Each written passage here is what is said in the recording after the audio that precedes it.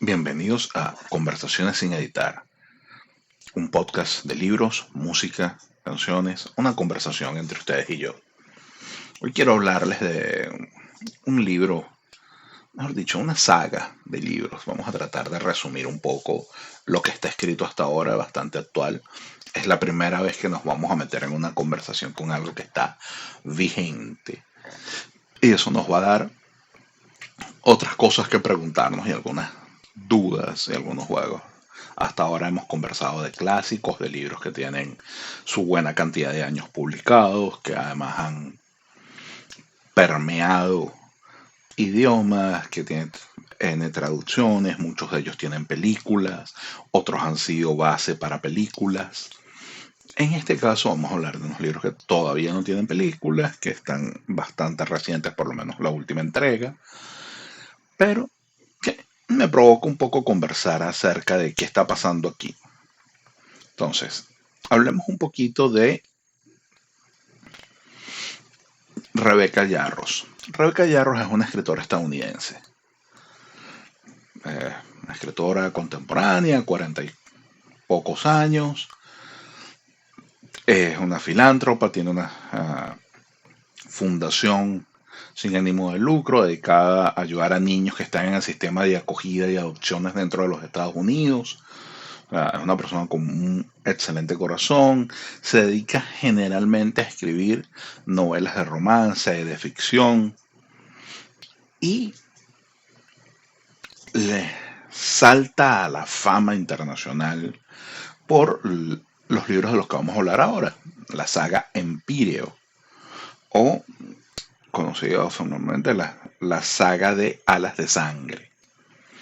Y aquí tenemos un golpe gigantesco. ¿Por qué un golpe gigantesco? Porque hay un cambio brutal en la movida literaria, o mejor dicho, no en la movida literaria, en la movida editorial. Y les pongo un ejemplo. Eh, Quizás hasta los años 90, usted agarraba a un autor,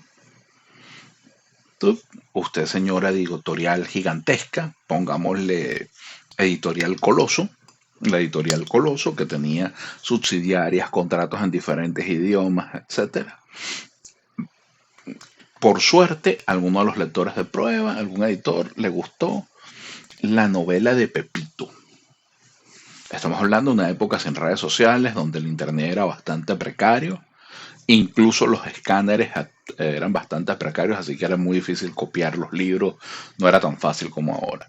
Pero esta editorial agarra al autor Pepito y le invierte. Y cuando le invierte hablamos de que le invierte en publicidad, le invierte en edición, hace una buena camada de libros, los pone en consignación en múltiples librerías, habla con el New York Times o con escojan ustedes el periódico literario de su país. En Venezuela sería el periódico literario del Nacional en su momento. En España probablemente sea la sección literaria del País. X. Y le habla con el crítico, mira, aquí tienes, este es el libro que estamos sacando, léelo, por favor, critícalo.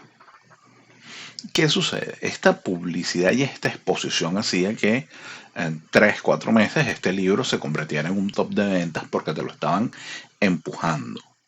Después que ese libro se convertía en un top de ventas en un país o que ese autor era un top de ventas la primera vez, lo siguiente que hacía la editorial era llamaba a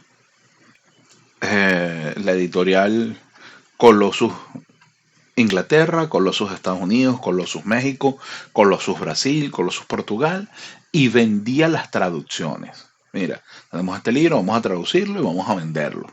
Y lo vamos a vender como pan caliente. Y entonces eran los famosos bestsellers editoriales y te aparecían en las contraportadas y puedes agarrar cualquier libro de aquella época. Vas a ver tantas semanas como número uno, como número tres, o apareciendo en el libro, en los libros más vendidos, o en la lista, que es la lista de bestseller, es lo que significa bestseller, más vendido o mejor vendedor del New York Times. Eso era el negocio editorial en su momento. Por debajo de ese negocio editorial había un negocio que siempre existió, que era, uno, el negocio literario. O sea, había autores, casi siempre pasaba con los autores de teatro o con los poetas, eran considerados autores literarios, autores de élite. Se imprimía poco, se les daba fama porque la calidad de su escritura era muy buena, pero era difícil que tú fueras a conseguir a alguien que estuviera leyendo, no sé, los últimos poemas de Rafael Cadenas o que estuviese leyendo algún hito de Pérez Galdós, porque no era lo famoso, era lo literario, lo duro, lo que tenía buenos adjetivos, buena formación, un lenguaje denso, un conteo de historias o de emociones, en el caso de los poemas, importante, pero no era popular. Ninguna editorial los vendía así, ninguna editorial te martillaba con ellos, siempre estuvo vendiéndose la novela del autor que ellos quisieran publicar y del autor que ellos quisieran vender. Es posible que uno o dos autores se salvaran en esa carrera general, pero en normas prácticas era así. Una editorial se enamoraba, le gustaba, le ponía mucho dinero y vendías. Del el nacimiento de las redes sociales, el nacimiento de fenómenos como Wattpad o fenómenos o muchas aplicaciones de lectura semipagas, ha habido un fenómeno de ahora el autor publica, muchas veces se publican en conjunto con Amazon o hablan con pequeñas impresoras y publican con su dinero. Pero ¿por qué publican con su dinero? Porque la gente que tuvo acceso, mucha o poca, a través de redes sociales, a través de cosas como BookTok, Wattpad, etcétera, les empezó a gustar, les empezó a pedir y estos autores se dieron cuenta de que hay una forma de llegar saltándose un poco la editorial tradicional al principio. Entonces esto les permitía tener unos ingresos propios y estos ingresos propios dedicarlos a sus libros y a meterle más dinero y a salir más. Y la publicidad en libros actualmente, lo pueden ver, no es tan amplia. Entonces, ¿qué sucede? Rebeca Yarros salta a las redes sociales, o mejor dicho, salta a los lectores desde las redes sociales con esta saga Empíreo. Y resulta que se convierte en un fenómeno en ventas, un fenómeno traducido a 10, 12 idiomas, un fenómeno con millones de copias vendidas, que entonces ahora sí las editoriales meten dinero y te lo ponen en publicidad, pero cuando ya salió era cualquiera. Entonces el negocio ahora de muchos autores, y van a encontrar autores y escritores en Instagram o en Wattpad o en otra serie de plataformas de lectura, es ese. Empiezan a escribir, empiezan a vender de sus libros o empiezan a vender sinopsis, capítulos o novelas digitales, ebook, porque a veces no hay para pagar en papel o no se puede enviar el papel fuera del país. Y esto los hace boom, un boom de ventas. Este boom de ventas de Rebeca Yarros está justificado, ¿ok? No es que el libro esté inflado, no es que el libro es vacío, no. Es un muy buen libro, es una muy buena saga, provoca leerla, es una saga que está escrita con un ritmo rápido, con un ritmo veloz, muy adecuado a estos tiempos, muy adecuado para la mente joven que uno busca. Cuando está más joven uno no busca esta lectura tranquila, pausada, llena de detalles, ¿no? Cuando uno está más joven muchas veces uno busca la acción, busca qué está pasando, el momento, que no se pierda el empuje en la trama. Y la verdad es que este libro o esta serie de libros te mantiene un excelente empuje en la trama, todo el tiempo te está dejando un gancho, un hook, para que vayas al siguiente capítulo o vayas al siguiente libro o esperes, como le pasó a mucha gente que terminó de leer el segundo tomo en el 2023 y tuvo que esperar hasta este año para que saliera en el 2025 y se estaban muriendo por leerlo porque el libro tiene buena base para eso. Hablemos un poquito y aquí vamos a hacer un poquito de análisis literario, vamos a hacer aprovechando que la saga está fresca, hablemos un poquito de qué cambia y qué continúa. La ficción con romance existe. no es algo nuevo, no es una cosa que se están sacando. Incluso con romances picantes o con romances spicy, ya existía, siempre ha existido. En este caso, no se distingue en ninguna saga juvenil de otros tiempos. Que sí le empieza a meter es una saga con un romance spicy, pero con un romance fundamentado. No es que la ficción se vea afectada o que el motivo de la trama es solamente que haya un romance. No, es un libro que tiene muy buena trama. Luego, es un libro que se aleja de lo que venía siendo en los últimos 10, 15 años lo normal. Es decir, que era lo normal. Tenías un protagonista, una protagonista femenina, un protagonista masculino, estabas en una distopía, un futuro distópico, es decir, pasó algo después de la Tierra, y entonces en ese momento ellos se enamoran y seguía. Yarros se va a la ficción, te crea otro mundo, te saca, empieza por y toma de muy buenos autores eh, o cosas de muy buenas costumbres literarias, como hablaríamos de Tolkien, hablaríamos de Christopher Paolini, que ya hablamos en un momento, que no te mezcla el mundo de ficción con el mundo que tienes, te saca. Entonces al momento de sacarte empieza por darte una nueva geografía, darte un nuevo contexto histórico. Es muy buena la adaptación histórica o la argumentación histórica dentro del libro. O sea, no es que, ay, bueno, hace muchos años pasó, no. Siempre tiene extractos de, según el libro de fulanito, en el año 400 antes de no sé qué, pasó tal cosa en tal zona del continente y hubo una batalla, hubo una guerra, hubo unos líderes, así evolucionó la...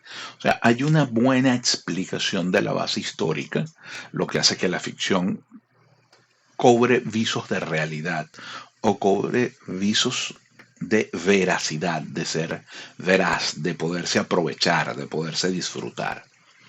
A esto hay que sumarle que toma un elemento ineludible, yo diría que casi soñado, de nuestro inconsciente colectivo, que son los dragones. Toma los dragones, toma además la magia de los dragones como refuerzo de la magia interior del ser humano y como capacidad de la magia del ser humano. En esto no se diferencia de otras sagas. Esto ya lo hemos visto antes. ¿Dónde empieza a especializarse? En que, empezando, generalmente las sagas de ficción suelen tener o una especie completamente diferente, extraña, rara, que no es humana, que no hace nada y que quiere comerse a los humanos y entonces tienen que salir los héroes. O humanos que manejan los mismos poderes, la misma fuerza y entonces se tienen que enfrentar y la decisión es moral. Aquí no hay tanto dicotomía moral, aquí hay un tema de decisiones de acceder al poder, de cómo en un momento una serie de personas accedieron al poder mediante la vía de drenar el poder de los demás, de absorber la energía vital de otras personas y mediante esa absorción manifestar su magia, mientras que hubo otro grupo que se vinculan, generan una conexión telepática con un dragón o con un grifo, y esto les permite hacer magia y no solamente hacer magia, su condición natural les permite hacer magia, pero les permite que la magia tenga mayor fuerza. Y esta fuerza les permite crear lo que ellos llaman sellos. Los sellos serían características especiales.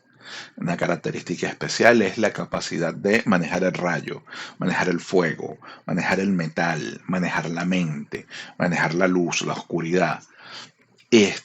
No es que no puedas hacer otras cosas que llaman dentro del libro magias menores, como, ay sí, esto flota, ay sí, te callas, ay sí, no. Pero la parte importante es que tienes un poder mágico, tienes un sello, una capacidad de magia interesante. Evidentemente, como toda saga de ficción, necesitas crear una serie de estructuras sociales. En esta saga las estructuras sociales son las no son casas como en Harry Potter, sino es una facción como era en la saga Divergente. Aquí estamos hablando de eh, funciones en la vida. Por ejemplo, hay una gente que es escriba y los escribas tienen un camino, una forma de hacer las cosas, una forma de comunicarse en especial, porque son los responsables de conservar la historia y de transmitirla. Si los escribas no existen, nosotros no existimos porque nuestro pasado no está. Entonces los escribas son importantes. Hay, por supuesto, una facción médica, curanderos, que estudia la magia, pero también estudia cómo las hierbas sanan el cuerpo, te llenan de energía, cómo te mejoran. Y además hay una facción que evidentemente tiene que pasar, que es una facción guerrera, una facción militar, una facción que va a la lucha, que va a defender el bien. ¿Ok? Evidentemente la facción guerrera es la facción que está vinculada, que está unida a los dragones. Por supuesto, entonces viene acá, que es una de las cosas divinas que provocan de este libro, es cuando habla de las diferentes especies de dragones.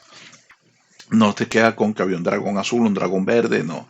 Te habla el dragón fulanito tal, que es de la especie tal, tiene tales características, es capaz de hacer tales cosas. Hay dragones más viejos, hay dragones más nuevos, te hablan del matrimonio o de la o del emparejamiento de dragones y cómo esas parejas pueden comunicarse a través de la distancia mientras más tiempo tienen juntos, de cómo el dragón crece con los siglos, de cómo el dragón sigue viviendo a pesar de que muera su jinete y entonces tienen que esperar años antes de volverse a vincular con otro jinete mientras sana la emoción de ese vínculo. Te hablan justamente de, hay una especie, ya valemos la redundancia, especial de dragones que tiene una característica distinta de los demás que no vamos a develar aquí porque la idea es que lean el libro. Pero a esto lleva la acción. Y la acción está hecha en una geografía bien descrita. eh, la descripción de las pruebas, del guantelete, la descripción de los combates, tanto en la etapa de entrenamiento como en la etapa de la guerra, la descripción de castillos, de protecciones, es muy, muy rica, está muy bien hecha, sin, evidentemente esto no es Tolkien, esto no es una prosa de 500 páginas para describir un bosque, es una descripción bien hecha que te permite imaginarla, pero precisa, corta, concisa, que te da velocidad de lectura. Y vuelvo, les repito, esto tiene un ritmo avasallante. El romance, como en toda novela juvenil, empezamos cayéndonos mal, después nos caemos muy bien, nos caemos tan bien que ahora para separarnos necesitan introducir una patecabra entre nosotros. Por supuesto, con el romance tradicional no existe amor en el romance tradicional, sino existe la dificultad para consumarlo, no a nivel sexual o a nivel cama, sino a nivel poder formar una pareja, una estabilidad juntos a largo plazo, porque ahí es donde empiezan los desenlaces y los nudos a afectar al romance. Lo- ¿Está muy bien descrito? Sí. ¿Es picante? Sí. ¿Está bien hecho? ¿Tiene su buena dosis de erotismo? Sí. ¿Provoca leerlo? Sí. Pero lo más importante, si quitamos las escenas picantes, las escenas de erotismo, aunque estén muy bien descritas y sean hermosas, el libro sigue funcionando, el libro sigue siendo interesante, el libro sigue teniendo buen gusto, el libro sigue mostrando las relaciones humanas, sigue mostrando las relaciones de poder, sigue hablando de geopolítica en una geopolítica diferente. en una geopolítica en un continente distinto, pero sigue existiendo la geopolítica, sigue existiendo el problema de las herencias, sigue existiendo el problema del legado, sigue existiendo el problema de los roces de yo soy más importante, yo soy menos importante, yo tuve tal valor histórico, yo tengo tal valor histórico.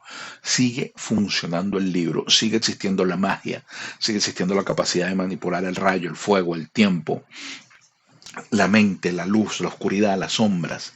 Sigue existiendo la capacidad de manipular el hielo, el hierro. Siguen existiendo los idiomas antiguos, difíciles de traducir. Siguen existiendo una serie de hechos que hacen que el libro funcione. Entonces, sí, ¿es una serie de romances? Sí. ¿Es una serie de ficción? Sí. Pero es un libro que funciona, no importa cuál pata le muevas un poquito, sigue funcionando y funciona muy bien. Está bien escrito. Esto, para aquellos que hablan de que todo lo que viene de las redes sociales es malo, no, señores.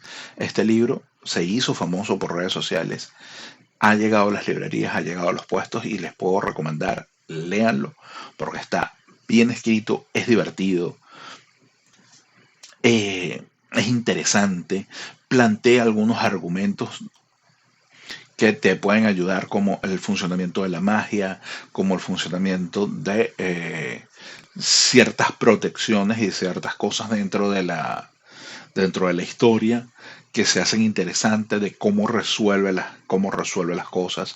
Por lo tanto, es un libro que vale la pena leer, que les recomiendo sin lugar a dudas, pero que además les recomiendo que disfruten y analicen y lo comparen con otras cosas que hayan leído, porque lo divertido de este tipo de libros o de leer no solamente enriquecernos, enriquecer el vocabulario, enriquecer nuestra experiencia, sino la capacidad de luego de conectar miles de historias separadas de autores distintos y convertirlas en una nueva historia que solo tenemos nosotros por dentro. Les recomiendo, cuando quieran, empiecen por el primer libro, Alas de Sangre, o Four Wind, la cuarta ala de 2023 de Rebecca Yarros. Esto fue Conversaciones sin editar.